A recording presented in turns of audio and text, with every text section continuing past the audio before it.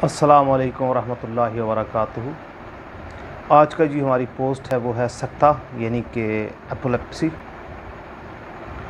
Exactly इसकी spelling है वो है APOPLEXY, एपोप्लेक्सी। तो एपोप्लेक्सी को शायद आप लोग ना जानते हो। सक्ते के हवाले से भी शायद आप लोगों के जहन में बहुत सारे अजीब व गरीब तसव्वुरात हों। एक तो हमारा बुनियादी मकसद है कि जो सक्ते के मुतालिक नज़रियात हैं उनको तब्दील किया जाए। सक्ता बुनियादी कैफियत क्या है? दिमाग का बंद हो जाना, यानी जो हमारे दिमागी अफ़ाल हैं उनका मुख्तल हो जाना या उनका मुअत्तल हो जाना। उसकी वजूहात क्या हो सकती है? उसकी वजूहात बहुत सारी हो सकती हैं। खून की शदीद कमी, अचानक होने वाला सदमा। देखिए, अचानक होने वाला सदमा होता है हमारा जिस्म जो है एक पेचीदा निज़ाम के ज़रिए हमारे जिस्म में ग्लूकोज़ वगैरह के लेवल को बढ़ाकर उसको मेंटेन करवाने की कोशिश करता है।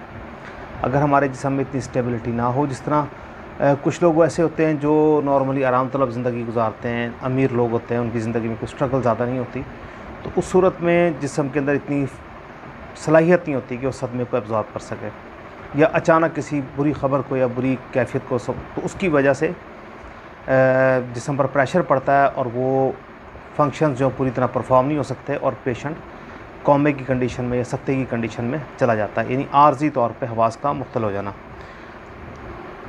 और इसमें कभी कभी ऐसा हो सकता है कि दिमाग के अंदर किसी ख़ास पोर्शन की कुरक फट जाती है, दिमाग में खून जमा होना शुरू हो जाता है, जिसकी वजह से सदमा पैदा हो सकता है।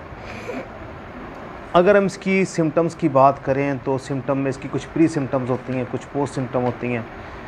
रेस्टलेसनेस होती है, जिस्म में बेचैनी होती है। सदमे की क्योंकि कैफियत होती है तो इसमें वॉमिट भी हो सकता है, मैदे का की ख़राबी भी पैदा होती है, यानी अनरेस्ट की वो तमाम अलामात पैदा होती हैं जो हमें शो करा रही होती हैं कि ये अपनी कैफियत को बरकरार नहीं रख सक रहा। वॉमिटिंग जो है वो ज़ाहिर है कि अक्सर औक़ात ही हमारे दिमागी जो है किसी न किसी दिमागी नुक्स की अक्सर औक़ात निशानदेही कर रही होती है। बहुत कम ऐसा होता है कि नौज़िया या डिस्पेप्सिया की वजह से हमें वॉमिटिंग हो रही हो। इसकी जो सक्ते की कुछ अलामात ऐसी होती हैं जो बिल्कुल फालिज जैसी होती हैं, बल्कि समझ लें मेरे तजर्बे के अंदर तो ये है कि सक्ता फालिज की एक किस्म ही है। इसको उसके साथ कई दफ़ा डिस्टिंग्विश करना मुश्किल होता है, बल्कि कई मरतबा तो अगर फालिज के तरीके से इसका इलाज ना किया जाए तो मरीज़ मुकम्मल तौर पर क्योर भी नहीं होता। क्योंकि देखें ना, फालिज के अंदर भी नॉर्मल यही होता है कि जुज़वी तौर पर दिमाग के किसी ख़ास हिस्से में क्लॉट फंस जाता है, और सक्ते में कई दफ़ा हमारे दिमाग में किसी ख़ास बारीक आर्टरी के फटने की वजह से या वेनुलस के फटने की वजह से सीपेज हो जाती है, ब्लीडिंग हो जाती है। तो इन दोनों सूरतों में ज़ाहिर है कि नुकसान डैमेज जो है वो एक ही तरह का होता है। इसमें जनाब जब नुकसान हो जाता है तो फिर टेम्परेचर कई दफ़ा राइज़ करना शुरू हो जाता है। टेम्परेचर 104-5 डिग्री सेंटीग्रेड तभी जा सकता है, और ज़ाहिर है ये भी इसी बात की निशानदेही कर रही है कि हम अपने जिस्मानी कंट्रोल को खो रहे हैं। इसके अलावा इसके अंदर कुछ बुक्स के अंदर हमें कुछ स्पेशल अलामतें मिली जो निशानदेही करती हैं कि किस तरह के लोगों को सदमा ज़्यादा हो सकता है। तो नॉर्मली ये मर्दों को ज़्यादा होता है, बड़ी उम्र के मर्दों को ज़्यादा होता है, जवानों को और औरतों को कंपैरेटिवली कम होता है, क्योंकि उन लोगों में शायद क़ुव्वत बर्दाश्त थोड़ी सी ज़्यादा होती है। इसके अलावा एक बुक में मैंने देखा कि छोटी और मज़बूत गर्दन वाले लोगों को ये ज़्यादा होता है। आई डोंट नो, मेरे एक्सपीरियंस में ये नहीं आया, क्योंकि मुझे नहीं पता कि आप शॉर्ट नेक्ड किन लोगों को कहेंगे। ये इसमें स्पेशली मेंशन नहीं था। तो उसके अलावा जो इसमें वजूहात में एक्सीडेंट भी हो सकता है, शदीद शौक, यानी इसे हम ताज़ा अज़ाए दिमागी भी कहते हैं, यानी कि दिमागी पानी का तेज़ी से हिल जाना। मसला एकदम अचानक ब्रेक लगी, कार चल रही थी 140 या 200 प्लस स्पीड के ऊपर किलोमीटर पर आवर में, माइल्स पर आवर नहीं, वो पाकिस्तान में पॉसिबल नहीं है। वो यूरोप में तो बहुत ईजीली, यानी वो चलती गाड़ी 200 प्लस के ऊपर है।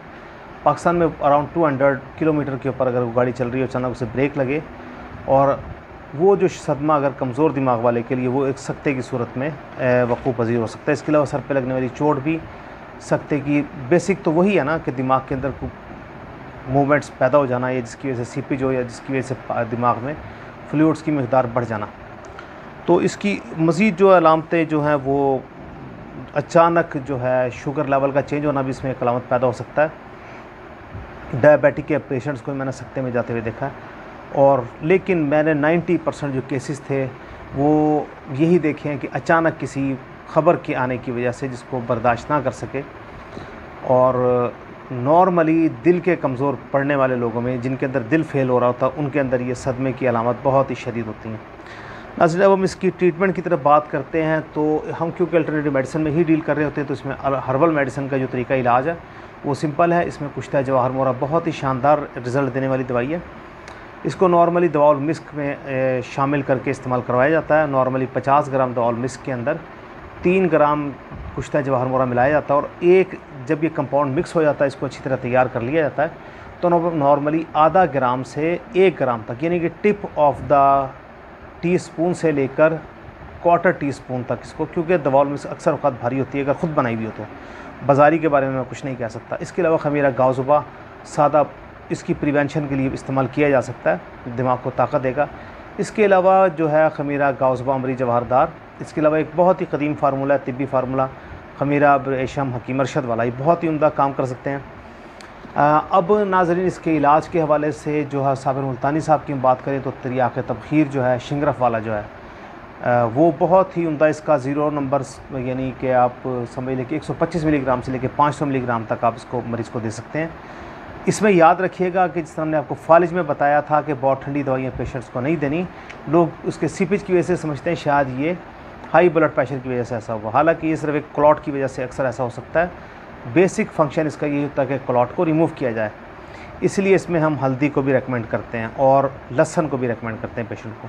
अगर हम बात करें जी होम्योपैथिक की, तो ज़ाहिर है कि क्योंकि ये मेरी नज़र में और मेरे एक्सपीरियंस में, और मेरा ख़्याल है कि इस पर आप बहुत ज़्यादा लोग इत्तेफाक करेंगे कि ये जो है टाइप होती है फालिज की तरह की, तो लेकिन ये जुज़वी होता है, फालिज तो कंप्लीट होता है। उसकी हमने इक़साम पर भी बात की थी, उसको आप मेरे लेक्चर को देख सकते हैं। तो मेरे ख़्याल है इसकी सबसे पहली दवाई कॉस्टिकम ही इस्तेमाल होनी चाहिए। तो अगर वो बंदा ज़रूर से ज़्यादा शरीफ है तो स्टेफस एग्रिया भी उसके लिए एक बहुत अच्छी दवाई हो सकती है। अगर असाबी कमज़ोरी की वजह से ये सब मामला हुआ तो क्वालीफॉस उसको क्योर होने के बाद लगातार इस्तेमाल करवाई जाए। अगर बुखार तेज़ हो रहा है, आपको ऐसा लगा कि ये सदमे का मरीज़ था लेकिन इसका बुखार तेज़ होना शुरू किया, तो फेरमफास एक बहुत ही शानदार दवाई है। इसके अलावा बेलाडोना का इस्तेमाल बहुत ही उम्दा है, अमराज को मुकम्मल तौर पर ख़त्म करवा देता है, सुर्खी, रेडनेस, इचिंग और रेस्टलेसनेस, इन सब को ख़त्म करवा देता है। इसके अलावा नाज़रीन, अगर ये पेशेंट कॉन्स्टिपेशन का है और ओल्ड एज है, तो नाज़रीन इसके लिए एक नेमत गैर मुतरक़िबा है प्लम्बम मेट। प्लम्बम 200 के अंदर इसकी चंद डोजेज़ परमानेंटली पेशेंट को क्योर भी कर देती हैं और आइंदा आने वाली जो है जो इश्यूज़ को रिजॉल्व भी करवा देते हैं। अब बात आती है कि जी पेशेंट को सकता हो गया, अब क्या करें। तो नाज़रीन, सबसे पहले तो हम उसको एमाइल नाइट्रेट से सुंघाना, एक साफ़ रुमाल लेना, उस पर एमाइल नाइट्रेट के चंद कतरे डालने, इसको सुंघा देने, इंशाअल्लाह होश में आ जाएगा। अगर आपके पास एमाइल नाइट्रेट नहीं हो तो कैम्फर मदर टीचर आपके पास होगा, वो सुंघा लें। अगर आपके पास वो भी नहीं है तो हर्बल में एक मेडिसिन होती है अमृतधारा, उसमें 7 पुदीना, 7 अजवाइन और काफूर डाला जाता है। बहुत सस्ती बनती है। इसको आप उसकी नाक के नीचे बार बार लगाएं, माथे के ऊपर लगाएं, गले के नीचे लगाएं, इंशाल्लाह उसको फ़र्क पड़ेगा। नाज़रीन, अगर आप फ़र्स्ट एड देना चाहें तो फ़र्स्ट एड का सिंपल रूल है,